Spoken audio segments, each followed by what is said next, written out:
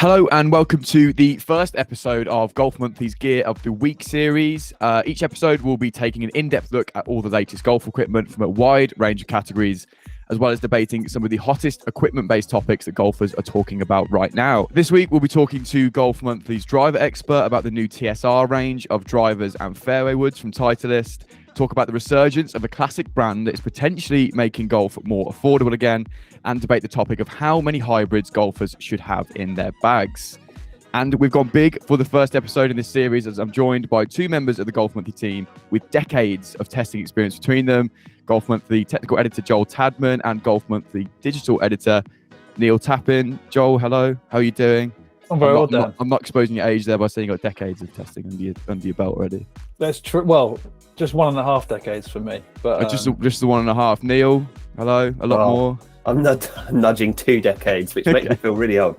Actually, Dan, I'm just fresh off a trip to the US, actually, where I got to get the sort of behind the scenes look at TaylorMade, Ping, PXG, which was a fantastic experience to see what goes into kind of firstly making the clubs and then actually putting them together, the sort of the manufacturing part as well. So fascinating trip. Got hopefully some fairly decent insights as well. And I did see that picture of you in the Ping putter vault. That looked pretty cool. Is it as gold as it looks? In pictures? It looks blinding in there. It's spectacular. You go in and they give you a sort of white glove so that you can pick up any putters that you want to have a look at. Oh, what like you'd have in like a library of old books or something like that. Okay, that's pretty cool. Exactly. But you sort of do feel slightly like you're trespassing, even though they're very welcoming. They're very kind and very welcoming. You do sort of think, oh, blimey, this is all very special. I'm not sure I'm deserving of wandering in here, but no, very cool. And a quick quiz question before we begin. Ooh. Which Ping player has the most putters in the vault? Joel, you must know this. Dan, you go first. Joel, I'd be disappointed if you didn't know. I'm going to embarrass myself with a silly answer here. Which Ping? I'm not old enough. Lee Westwood. Joel? Wow, you put me on the spot, Neil. Yeah, I mean, that's a good shout, Dan. Yeah, this was in the script, by the way, so, yeah, I mean, Lee Westwood makes the most sense. So I'm guessing you get a golden putter if you win on tour, right? On tour, yes. Yeah, so Lee Westwood must be the right answer. Well done. You've both proven your golf equipment aficionado status by getting the correct answer. I think he's got just over 50. And because he's used quite a few different models over the years, it's a real kind of look through the last few years of what Ping have got. I think Redwood, that classic answer-shaped Redwood is the most prevalent of his. I'm really chuffed that we both got that right because it proves to everyone we really know what we're talking about. Very impressive. Yeah, thank you. Well done. Good quiz question, by the way. Maybe we'll make that a regular thing. Right. So this week we're doing a bunch of stuff. So we've got new gear to chat about. I headlined the TSR drivers in the intro there, but some stuff from Mizuno and FootJoy as well we'll have a little chat about. And then we'll talk about some stuff that we're testing at the minute or stuff that we've tested recently that we're still really enjoying. And then we'll have a little debate about hybrids, which I think is quite a big question at the minute. If there's any gear you want to hear us talk about in the future or debate questions you want to hear us chat about in this series, get down in the comments now, let us know, and we'll endeavour to chat about that in future episodes. But let's get cracking. I think with the headline news, and it's not as recent as we'd like it to be, but TSR, Titleist latest range, has just dropped. Fairway woods and drivers, they look really cool. Have you boys both tried it? I know Neil, you're our drivers expert. I know you've got one. You've got one in the bag as well. Yeah, I've got TSR2 and TSR4 drivers that I tested. Joel tested the 3, and then I did the 2 and the 2 plus fairway. Joel, you did the 3 fairway, right? Yeah, I did the 3, all the 3s. Sorry. Nice. Okay, so I haven't had them in hand yet. I haven't tested them myself. So for someone like me watching now, how would you describe them? Are there any massive jumps on from the last series, or are we talking minor adjustments? Well, I'll start by saying, from a kind of looks perspective, it's not a giant leap forward. I mean, Titleist make very aspirational looking golf clubs across the board, don't they? So that I wasn't expecting them to sort of rip up the playbook and go for something that was really strikingly different to what they had before. It's as classic and as simple and as sleek and as aspirational as you will find on the market, and I think it sort of immediately shouts premium driver when you first look at it. It's sort of driver range that, I mean, most golfers would love to be able to put them in their golf bags, because it's one of those clubs that just looks fantastic. For me, probably there were two things that really stood out from the driver range in particular. One was that the TSR2 I felt was quite a significant upgrade over TSI2, just from almost from a combination of looks and forgiveness perspective. So looks, I think it's broadened the appeal of TSR2 because it just looks fantastic. It's more rounded in the toe. It's just sort of subtle design changes to the head that have made it just look that bit better. And I think actually players who may have played TSI3 in the past might be tempted by TSR2. I certainly fell into that category, because I just think you've got to have a pretty good reason to want to give up on that little bit more forgiveness and sort of the playability that your average golfer is going to want. I certainly fell into that category. I sort of benefited from the forgiveness. But then the other big change I'd say is the TSR4. It's significantly different to look at. It's much more compact down behind the ball. And I think having that contrast between TSR2 and TSR4, having something that, so for those players that want something a bit smaller, maybe they shape the ball off the tee, maybe they just love that feeling of, I've got more control with a smaller headed driver, then I think TSR4 would tick a lot of boxes. And actually, I've done a lot of on-course testing with both. I'm not the best golfer in the world, but I do quite like to sort of have a vision in my mind for how I'm going to, I sound a bit like I'm a bit over the top here, but shape the ball. Tappers, it's okay. You're allowed to say that. Not very successfully all the time, but that's where TSR4 comes in. I was quickest with the TSR4, so I hit it furthest, but I think there's probably a bit of a balance there, because you're going to miss out a little bit on miss hits, I think, in comparison to TSR2. Maybe the TSR2 might be more confidence inspiring for a lot of people. So that's why I think they're great golf clubs, but I still think you need to go and get fitted for them. Yeah. Joel, you tested TSR3. Could you remind people who don't know where 2, 3, and 4 sit in the sort of ability range? What are they aiming at? If you're a higher handicap golfer, which one might you go for? I think Tappers has alluded to it, and if you're a lower handicap golfer, you might want the slightly smaller head. Where does 3 sit in between? I'm guessing it sits in between them. Yeah, it does sit in between, but I don't think we want to go down the route of pigeonholing certain drivers into certain handicap spectrums. And I think that's the one thing actually that stands out with the TSR, is that there's much more crossover between the models now. With TSR4 now has that higher spin weight setting where you can actually get a bit more forgiveness and playability out of a smaller head. So you might see some kind of higher single figure golfers going for that TSR4 in that high spin setting, because it is more playable. And as Tapper said, you do swing it a little bit faster. Some people will be player dependent, but because it's smaller head, some people will like that more compact look and be able to swing it faster while managing dispersion as well from that extra forgiveness. I think TSR3 is probably going to fit the majority of good players who want a little bit more forgiveness than TSR4. And TSR2, as Tapper said, it's a slightly higher spin profile, a little bit more forgiving. But obviously with TSR3, I think the big thing is the ability to control direction with the weight track at the back. So something I definitely utilize as someone who with a strong draw, shall we say, or a miss to the left, being able to set the lie angle flat on the hosel and put the weight in the toe really helps me produce a straighter ball flight. And that's the one thing I noticed with TSR3 versus TSI3. My control of direction was a bit more consistent. It was a bit more forgiving off center. I think on centered hits, I don't really think certainly wasn't seeing significant gains versus the 2 generations, but it's more being able to control the accuracy where I think golfers will see a big benefit. And then fairway woods, again, aesthetically, you'd argue it's not been a huge jump. Performance wise, what sort of insights can you give us on how they've improved or otherwise? Yeah, so obviously I tested TSR3, and it's become my go-to fairway wood, even off the tee now. I'm driving it terribly at the moment. Even though the other day you put left the driver in the bag for a while. So how did that substitution go? I know a lot of golfers that do this. It went really well actually, and because you've got extra weight settings now on the TSR3.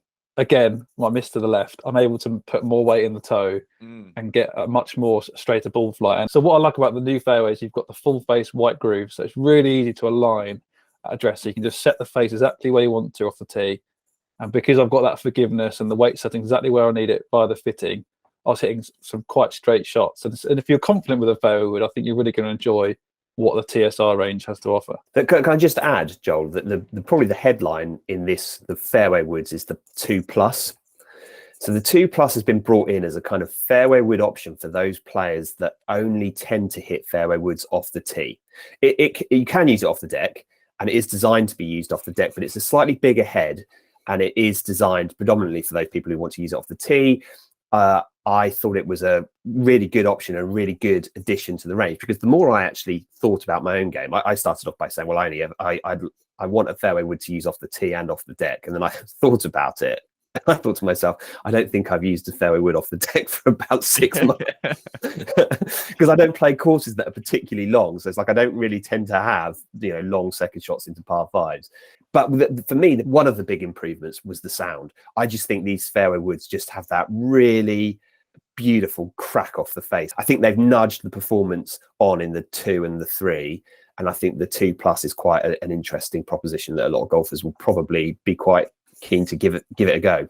Quickly back to the drivers quickly. What sort of sound were they giving? Because we saw with the launch of drivers at the start of this year, January, TaylorMade, Cobra, Callaway, that sort of dull, crunchy sound, especially with the TaylorMade with the carbon face. Have Titleist stuck with this, would you say, with the TSR stuff? Because that seems to be the popular sound at the minute. Yeah, so the Titleist drivers are not, don't have that kind of carbon composite crown to them. They are titanium in design. So they will, I think it's fair to say, they will have a different sound to them. And for me, it's slightly higher pitched than those other models, the Cobra, the Callaway, the TaylorMade. It's really, for those people who've always played Titleist drivers, they sound fantastic. It's just, there is a bit of a difference actually now, I think, in the driver market between the sound of the TaylorMade, Callaway, Cobra drivers and the likes of Ping, Titleists and some of the other models that you'll find. It's a point of difference, and actually as the performance across the board just gets better and better, those are the sort of subtle things that I think people will make their decisions based on. I think I would describe it as a metallic fizz at impact, and it slots in between, like where we are with Ping G425, which is quite a loud tinny sound, and then at the other end of the spectrum you've got all those carbon fiber options that are quite dense and more of a thud sound. And the Titleist TSR somewhere in the middle, which I think will appeal to a lot of golfers. I'm kind of leaning towards preferring the carbon fiber sound, that kind of more of a thud sound, but I think a lot of people will like it. See, I'm playing the G425 at the minute, and I like that really loud noise. It makes me feel I can just hit it really easily. So I think there's something for everybody there. And metallic fizz is a new bit of vocabulary I think we might start seeing more on the Golf Monthly website, maybe, to describe acoustics. I like that a lot. Speaking of which, you can see Neil's and Joel's reviews on the Golf Monthly website for all 3 of those drivers and the fairway woods we've been talking about. So go check out the more in-depth review if you want to see them, and we'll see how popular they are with club golfers everywhere over the next couple of months. Okay, moving on. We're going to talk about, I teased at the top, the resurgence of a golf brand that is going to bring back affordability to golfers potentially. And I want to talk about this because I saw your video, Joel, on the Golf Monthly YouTube channel about these irons. The brand is Ram. The irons that are set, was it Forcer Wedge for £399 on Amazon? £299. Excuse me. I didn't watch the video intently enough. That's ridiculous. And you said they perform quite well and they look pretty good. I just want to hear sort of more informally your thoughts on those irons. Yeah, so I'm not massively familiar with the history of Ram, but we know they've been around since like the 1940s.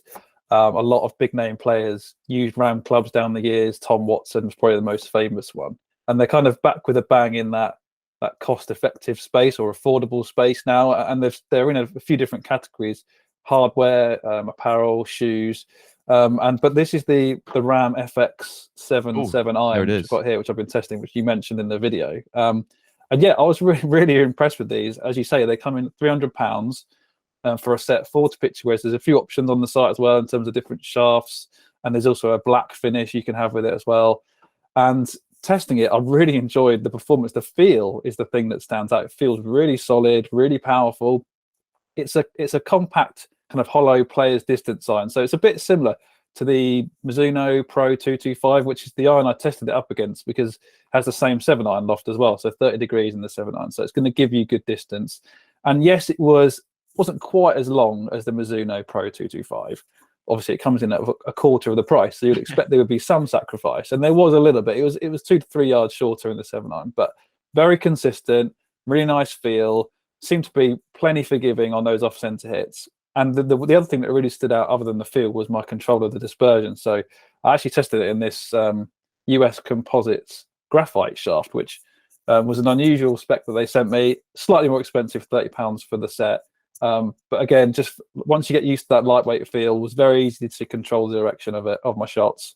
And yeah, I've been very impressed. The only thing that I think maybe golfers might struggle with, it didn't launch the ball as high as I would hope shots to fly. So, you know, slower swing speeds might struggle with stopping power and distance. But, you know, compared to a premium iron like the Mizuno, it was more than comparable. And for the price, I think there's a ridiculous amount of value for money here, to be honest with you. John, can I ask a quick question? Is this a set that's sort of targeted at beginner golfers?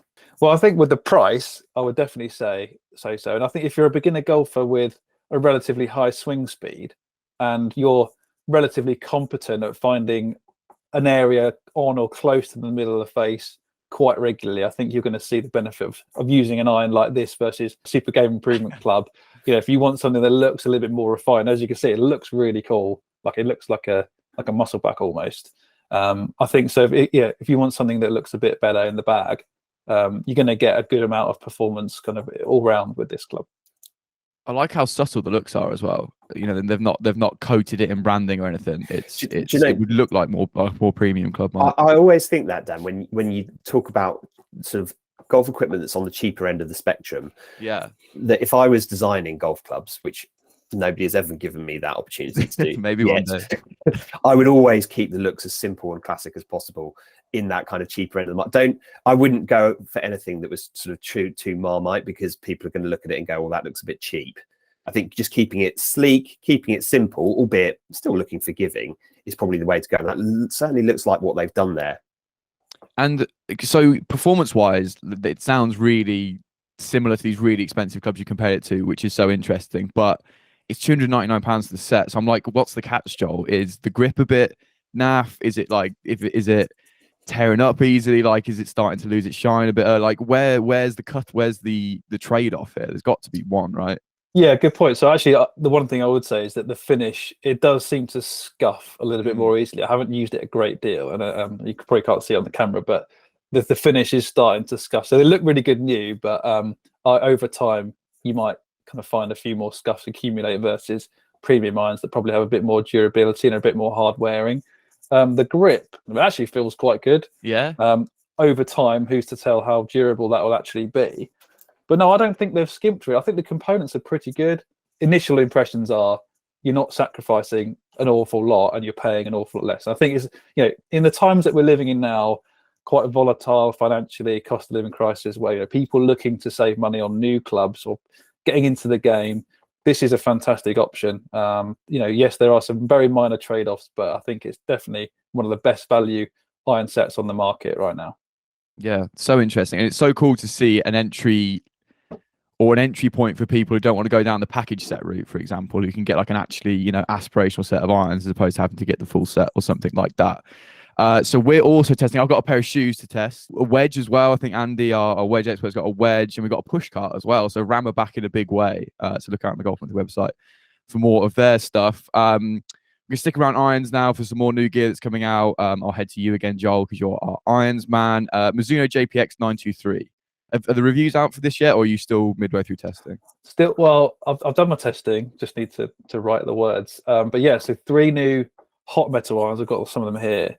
So it's a split launch. So there's actually 5 models in the range, but the 3 hot metal irons are out pretty much now, and the Tour and the Forge models are out in February next year. So you have to wait a bit more time for these. But so these are the more like kind of mid to high handicap game improvement clubs. And if you want to read about the technology, you can read on the Golf Monthly website. But there's 2 findings that I kind of want to discuss really about these clubs. The first being that we know Mizuno have their shaft optimizer technology. So within 3 swings, they can identify what type of shaft will work for you. And Mizuno have really utilized that data and shaped the design of the clubs based on what they found. So the first thing they found was actually golfers were introducing quite a lot of shaft lean at impact. And that it affected the turf interaction of the club. So these clubs have a bit more bounce to them and a bit more camber, so should be a bit more forgiving through the turf. And the other thing they noticed was that swing speeds generally were quite slow. And it's something a bit of a bugbear of mine actually. In super game improvement clubs, game improvement irons, they're getting stronger, and I think that's actually hindering golfers with slower swing speeds because they're not able to flight the ball, and actually means they're not going to actually hit the ball as far as they were if the lofts were a little bit more traditional. So what Mizuno have done is added this hot metal high launch. So this is a weaker lofted, almost like a super game improvement iron, designed for those slower swing speeds to actually get more distance. And it was interesting. I did a test on my full swing kit launch monitor, slowing my swing speed down to 75 miles an hour with this club versus the traditional hot metal. And I actually hit the high launch iron further, even though I think it's about 2.5 degrees weaker in loft. So it just goes to show that, just because you're strengthening loft doesn't actually mean that every golfer's going to hit the ball further. And it's worth pointing out, Mizuno isn't the first brand to do this. Callaway have done it with their Rogue ST Max OS light irons. So it's not a completely new concept, but I think it's worth highlighting the fact that actually there are some golfers who maybe don't swing it as fast.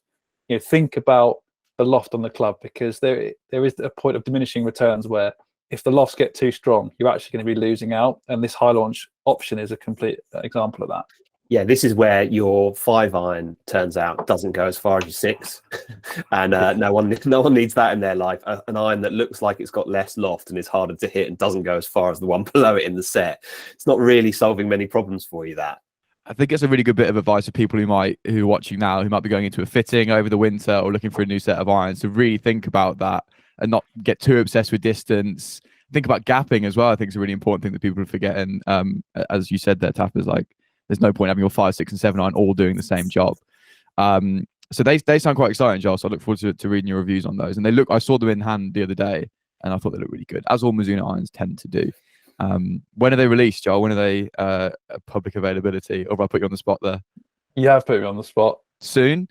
Yeah, soon. Definitely soon. Definitely soon. We'll okay. Yeah. Look forward to them soon. Brilliant. Right. Last bit of new gear. We'll talk about some apparel.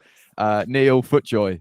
Talk to me about this. The Thermo series. Yeah, so I've sort of worn, tested all of the FootJoy apparel over the last few years. Thermo series is their kind of autumn winter, kind of gearing up for the changing of the seasons type clothing range, and it's got lots of different types of garments in there. I was sort of out yesterday in one of the new hoodies, which looks really cool. It's sort of really sporty. Would look equally good off course as on course, and then it's got some more kind of golf specific items. There's a kind of mid layer with a sort of dotted look to it. It's been improved upon. The kind of quality of the garment seems to be getting better year on year on year. I think people are getting more for their money actually as time goes by with FootJoy, definitely. And it's golf specific, but it also is it's kind of crossing that divide. It's golf specific for sure, but it also looks good off the golf course. I think FootJoy have done a really good job of that. And I wore a pair of trousers, they're Thermo trousers, which I can thoroughly recommend, because as it starts to get a bit colder, they were really impressive actually. So yeah, so I got a pair of those. They're really good because they're a little bit thicker, and they've got a DWR, like a water repellent finish on. So if you do get wicks off the top of it, exactly, sort of it like bounces off. So if you get caught in like a light shower, you're not going to get wet. Obviously, if it's a heavy downpour, they might struggle. But or if you do what I did and spill coffee on yourself.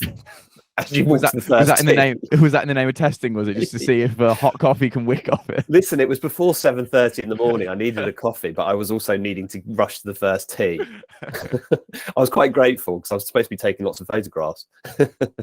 See, because I don't like particularly wearing those when it is hammering down the waterproof trousers over the top of other trousers. So I like a pair like this that can do that sort of thing.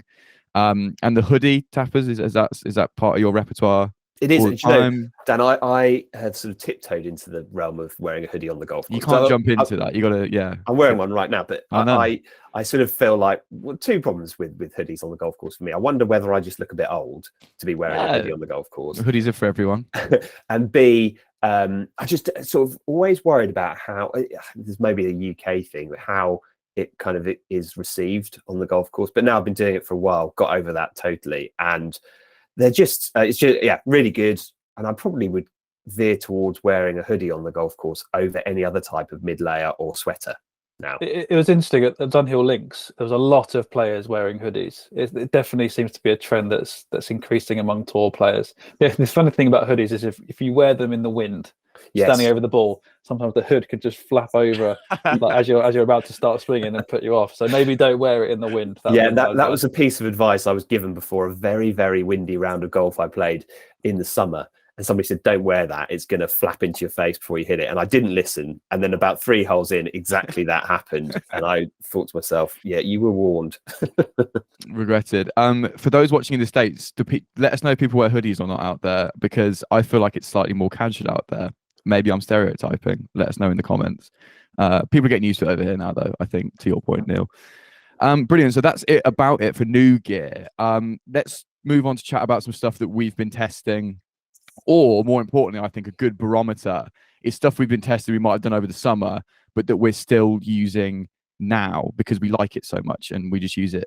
We play a lot of golf. We just use it in our day-to-day golf experience.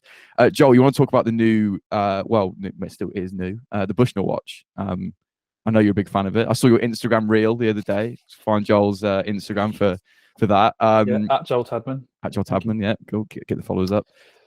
Enjoying that then? You still, and you're sort of, I know you've tested it, reviewed it, and you're still using it now just when you play casually. Yeah, so here it is. It's the Bushnell Ion Elite, and I'm not a GPS watch guy. Let me say that now. I'm a rangefinder guy, but actually, I found myself benefiting from this on the course. It's got great features and it's really easy to use. That's the thing about GPS watches. I always think they're a bit of a faff, but this one is so simple.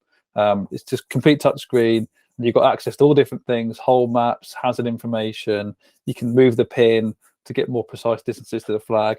And it also incorporates slope. So if you're playing a hilly course, the distances, you can get even more accurate distances based on changes in elevation. So for £200, I think it's about $250, you get an awful lot for your money. And I found it very useful on, blind shots, dog legs, where you can look at the whole map and see exactly, there's a movable pointer and you can touch the pointer, the hole that you want to land it in.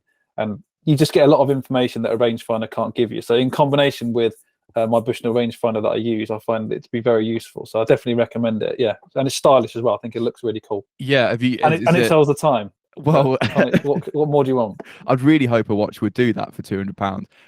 Is it something you would, I don't know if you do or not, if you're a watch wearer, is it a wear off course one as well? Would it look okay? Or is it more of like, that's obviously a GPS watch, take it off?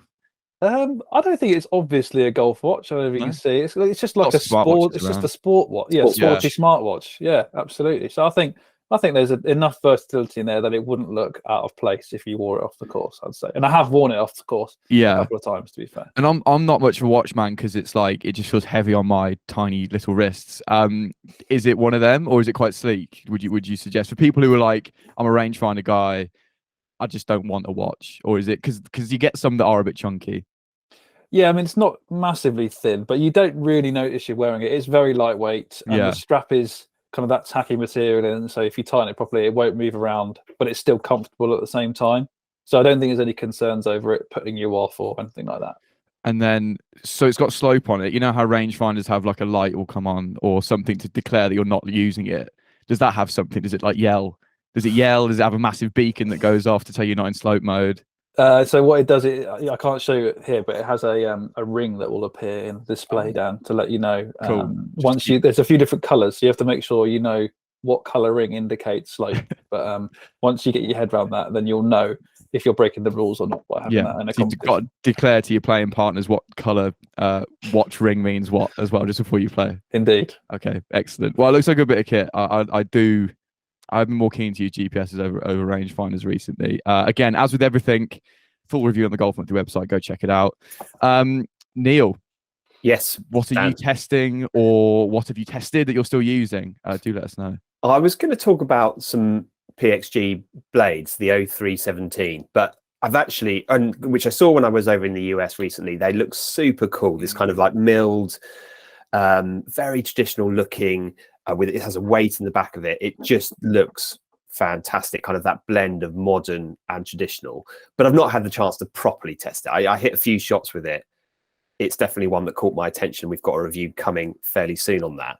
But instead, I was going to talk about a product, Dan, which I know that you've used quite a bit, and I had my first chance to use a few times recently, which is the Garmin Approach R10, which is a kind of a portable launch monitor.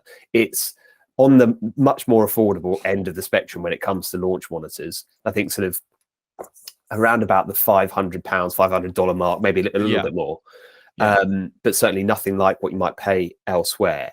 And I found it really quite impressive. So the first thing I like about it is that it's sort of zero faff. You can sort of plonk it on the ground behind where you're hitting balls, press go, get the app running on your phone, and then you're up and running. It's sort of been very reliable in terms of picking up shots. I've not had too much, because often with tech, sometimes you just have this sort of teething problems where you're trying to get it to work properly. No issue on that front.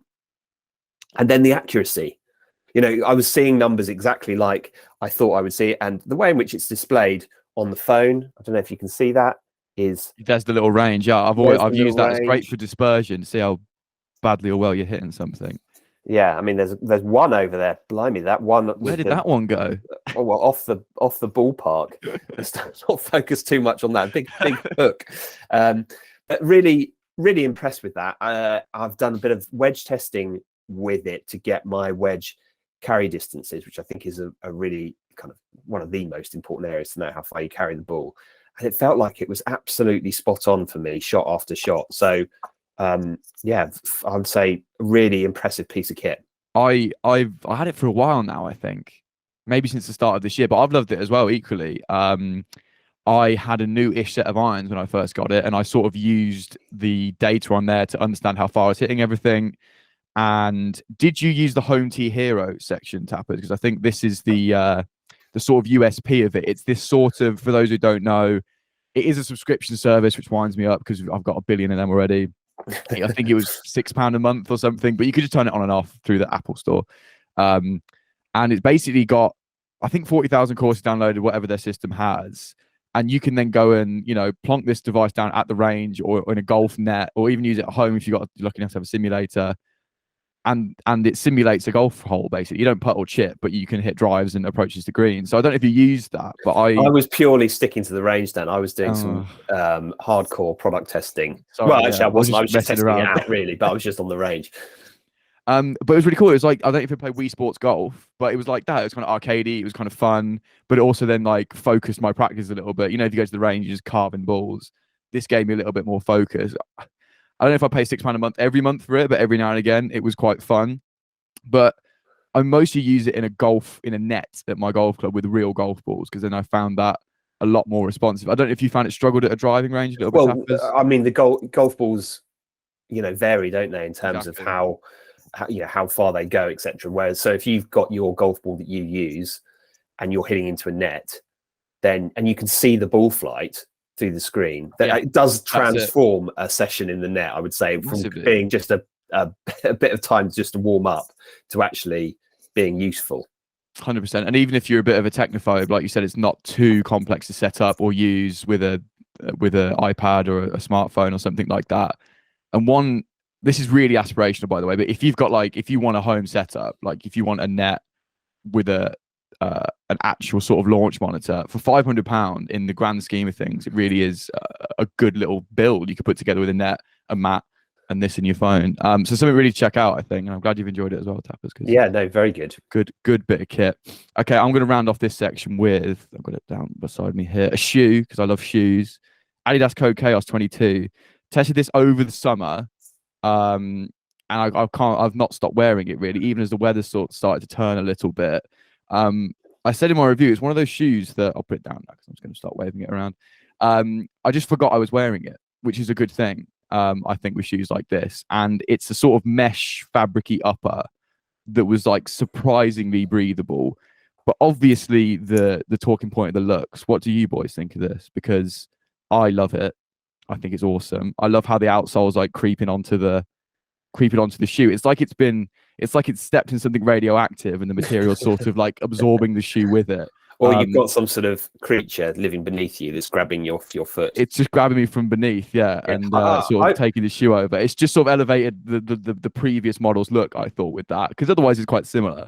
I like it. I think you need golf brands who are willing to kind of really push the boat out and do something exciting and different. And sort of slowly, the golf, the great golfing public are kind of embracing these things. I think myself.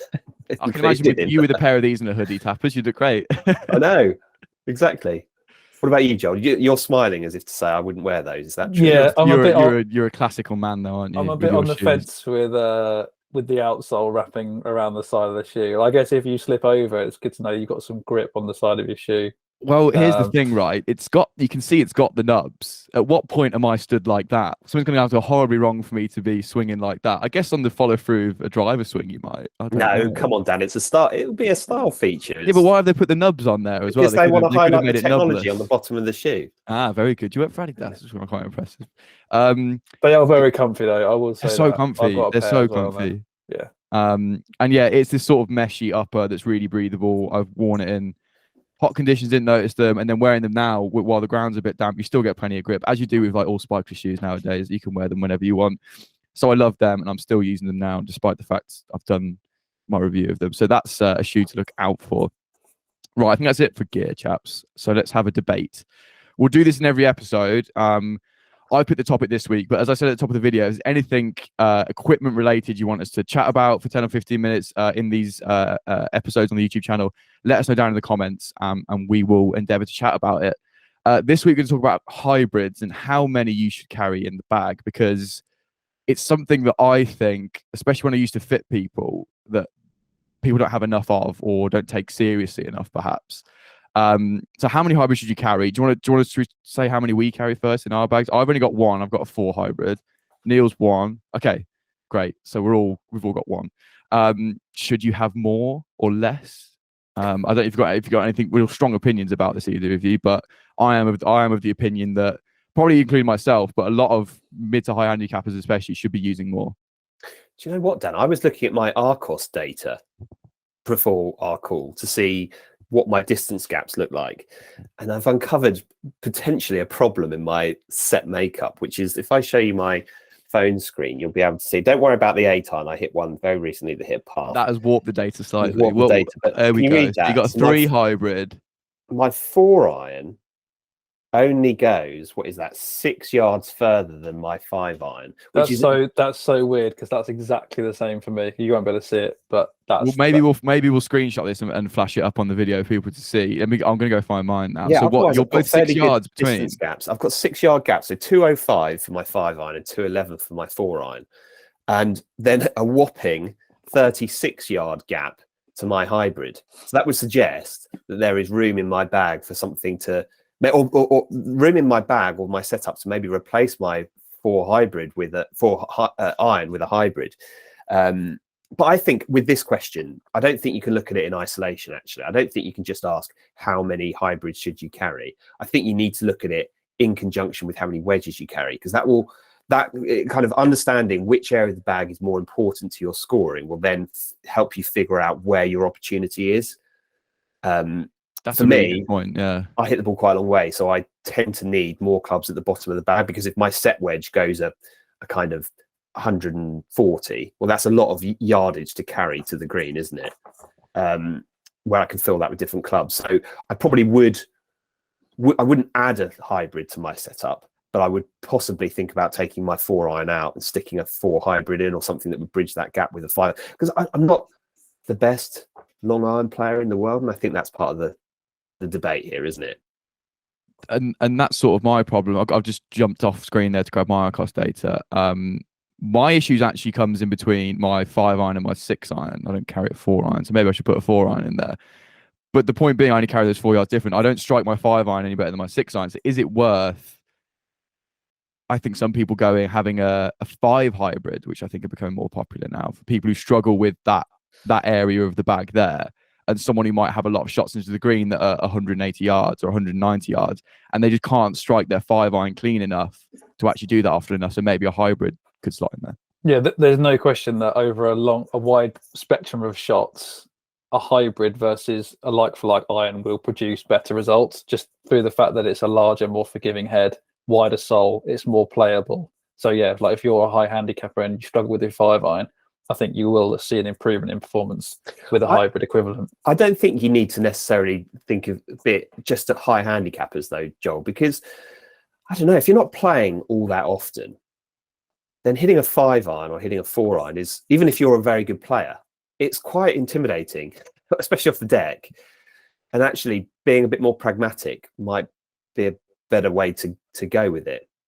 I think the whole hybrid versus iron thing, it comes down a little bit to look. So a lot of people just don't like looking down on hybrids, actually prefer looking down on irons. And actually the ball flight, so some people like to flight their shots a little bit lower, which is why they prefer irons. Hybrids tend to have a bit more left bias in it as well. So if you struggle with a hook, maybe you don't want to be switching into hybrids because they do tend to turn the ball over a little bit more. So for me, like similar to you, Tappers, like I've got a big gap between my 3 hybrid and my 4-iron, and then a small gap between my 4-iron and my 5-iron. And then I think actually switching to a 4-iron that's maybe a little bit larger, so you get those kind of those powerful long iron replacements, like the Titleist T200, for example. That might be a better option if you prefer the look of an iron, but you need more distance in that 4-iron section of your bag. Switching into something that's more specific to that area of the bag, like a larger profile iron, would be a better way to go if you don't want 2 hybrids in your bag.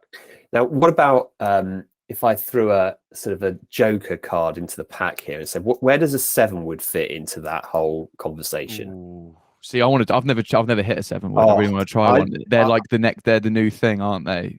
I had one as a kid, and I remember it being my absolute favorite club ever. Then I got to a certain age and thought, I'm too, I thought? Genuinely, I'm too good for this. And now I'm thinking to myself, definitely not too good for this.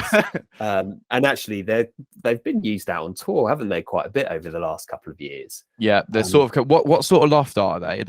Are they 21? I would think they're 24. Oh, 24. So quite a lot. No, you're right. 21. Sorry, I'm sure you could get one that, but if you can get adjustable ones as well. So if you want to move that about a bit. So why would someone go for that? Do you think, Tappers, over a hybrid? Why would you chuck that in? The extra flight, the extra power, because you've got more weight to play with in the back of the head. So it stands to reason that the manufacturers can place that weight, that center of gravity, lower, deeper in the head, help with the launch. I know one member of the Golf Monthly team, Mike Harris, I think is just about to make that particular switch. Ooh, in fact, if anyone watching this uses a 7-wood, then leave some comments. We'd like to hear how you get on with it. I hear anecdotally they're a bit better out of the rough as well. If the ball's sitting down, they kind of just pop the ball out of the rough a little bit more easily as well. So that might be another reason. I mean, you've got to think about, again, it's all within context, isn't it? It's kind of debate. You've got to think about what yardage you often have into the green that you're struggling to hit at the minute. If it's a long way away, if it's a shot into a par 5, or maybe you're not a long driver and you need something going into par 4s, this is where it all comes into this debate. But maybe that's one for Mike to write up a little piece about how his 7-wood gets on, and whether that's something people should look to put in their bag. I think on the whole, though, Dan, probably people being open to the idea, at least open to the idea of more hybrids versus less. Definitely. And again, when I used to fit people, I used to get people coming and say, I don't do hybrids. I was like, okay, why? Some people just don't get on with them, but I get that, but work on it, maybe. I don't know, instead of just having a 4 and a 3-iron in your bag. I think if you've got that attitude and then haven't hit one for 5 years, then maybe hit some of the newer ones, because the tech is coming on so quickly, such a long way, that it's worth at least trying one out, isn't it? Exactly. And they're much more versatile these days with the adjustability and the more neutral flight that you can achieve with it. I think the problems of hybrids of years gone by have been solved, and actually definitely more golfers should at least consider them when gapping that area of the bag. Yeah, and then there's the 7-wood if you really hate hybrids and you prefer a wood shape, and there's probably a 9-wood knocking around somewhere. Definitely. If you're using any of these, let us know in the comments. We would love to know how many hybrids you've got. Have you taken some in or out recently? Do you change it for the seasons? We'd love to know. But I think that'll about do for this episode, chaps. A lot of fun, a lot of new gear, chatted about, and some interesting debates. So anything you want to hear us chat about gear-wise, debate-wise, let us know down in the comments, and we'll be back very soon. Joel, thanks for joining us. Thanks for your insights. No problem.